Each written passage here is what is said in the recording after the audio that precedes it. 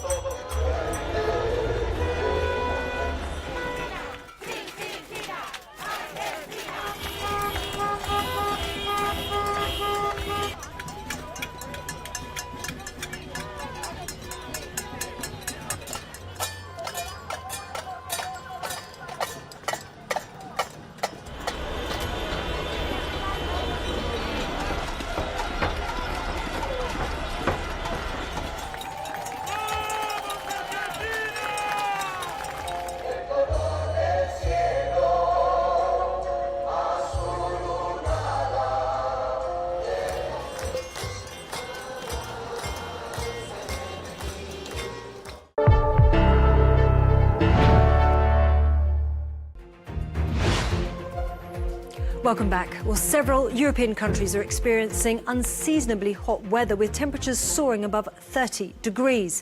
But while people enjoy the unexpected hot weather, some experts warn it's a taste of the future as global warming takes hold. Judith Prescott reports. High summer is here for a while yet, as much of Europe will see unseasonally warm temperatures this week, with the mercury rising above 30 degrees in parts of France and elsewhere. People have been making the most of the sunshine at tourist sites in France.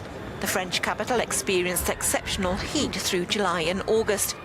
Forecasters say the extreme heat isn't unprecedented, but it's occurring more frequently. This year we've had a hot summer, but that doesn't mean that the summers to come will be necessarily hotter. On the other hand, the underlying trend tells us that we're going to have longer and hotter summers. It means resorts like this one on the Black Sea in Romania can prolong their summer season. Many hotel owners in the region say they'll now stay open until October, an opportunity to make up for business lost during the early part of the holiday period. Judith Prescott, Euronews. As wildfires continue to rage on the west coast of the United States, President Donald Trump has been visiting the hard-hit state of California. Trump has dismissed connections between the fires and climate change and instead blames the fires on poor forest management. Record-breaking fires have killed at least 35 people so far and show no sign of slowing down. Strong winds could worsen conditions in the coming days. Trump and his presidential rival Joe Biden commented on the fires earlier. Doing an incredible job. This is one of the biggest burns we've ever seen, and we have to do a lot about forest management. Obviously, forest management in California is very important. If you give a climate arsonist 4 more years in the White House, why would anyone be surprised if we have more America ablaze? If you give a climate denier 4 more years in the White House, why would anyone be surprised when more of America is underwater? I spoke to Alyssa Caverly, who is in Sacramento, and she said the situation on the ground isn't improving. Already 4 million acres on the West Coast have burned. 35% of the one just north of here in Sacramento that I have been at for the past few days is contained at this point. That's up from about 23% over the weekend. The death toll for this fire alone, just north of Sacramento, the Berry Creek fire, the North Complex fire, is 14 people, 2 more confirmed dead yesterday, and they continue to look for the missing people.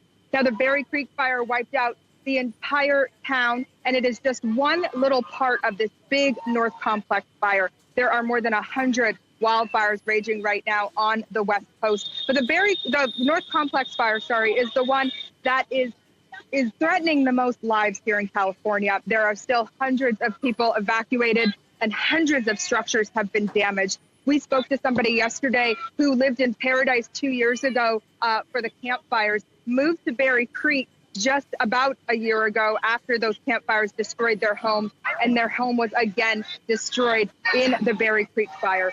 So people up here, they insist on living here, but they are in direct threat year after year with these wildfires as they continue to get worse, not just in California, but along the entire west coast of the country.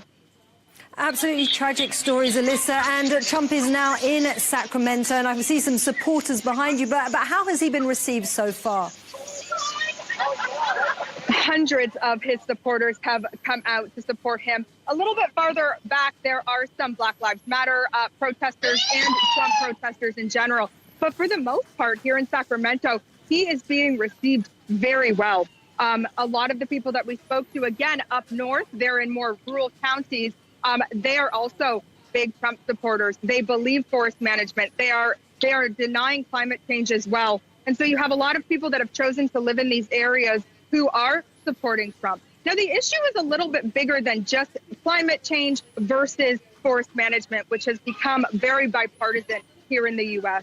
There's also a housing crisis in California. So a lot of people have moved to areas that are highly flammable and potentially would have burned, but people weren't living there before. So because of that, the fires are becoming more destructive, more damaging, and more deadly to the people living in these areas. But for the most part, you can see behind me, Trump has a lot of supporters in this part of California. California is a blue state, so he's not necessarily going to win. His visit is not about politics. It is about spreading his message, showing that forest management is the reason. And in the press conference earlier today, Governor Gavin Newsom criticized Trump and said, you have to acknowledge that climate change is an issue. And Trump responded to saying, it will get cooler, you'll see. They did agree to work together on forest management because over 50% of the forests here in California are federally owned.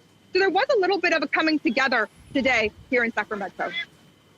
Leaked documents suggest that the European Commission wants to slash the continent's carbon emissions faster than initially planned, by 55% by 2030 compared to 1990 levels. That's still less than what some lawmakers want, as Joanna Gill reports. Slashing greenhouse gas emissions by 55% by 2030. That's the EU's new green goal, set to be announced by the Commission President this Wednesday during her first State of the Union speech. Several leaks confirm the rumours circulating in Brussels, but it's far from a done deal. Each institution has its own position on the new climate law. The head of the European Parliament's Environment Committee wants to go even further.